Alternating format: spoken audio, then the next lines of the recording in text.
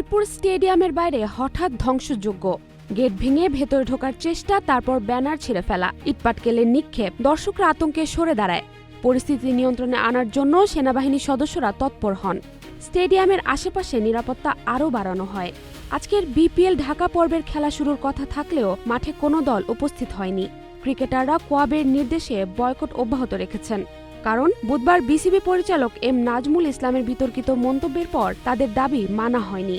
BCB নানাভাবে সমঝোতার চেষ্টা করলেও লাভ হয়নি। দুপুর ২:৩০টার সংবাদ সম্মেলনে কোয়াব ঘোষণা দেয়, দাবি পূরণ না হওয়া পর্যন্ত তারা মাঠে নামবেন না। ঘণ্টা খানেকের মধ্যে বিসিবি নিশ্চিত করে নাজমুলকে অর্থ কমিটির চেয়ারম্যান পদ থেকে অব্যাহত দেওয়া হয়েছে। তবে ক্রিকেটারদের মূল দাবি তাকে পুরোপুরি বোর্ড থেকে সরানো, যা এখনও মীমাংসা হয়নি। অচল অবস্থা ও উত্তেজনার মধ্যেই বাংলাদেশ প্রিমিয়ার লিগ স্থগিত থাকল। জাহারা জেবিন তন্নি, নাগরিক প্রতিদিন।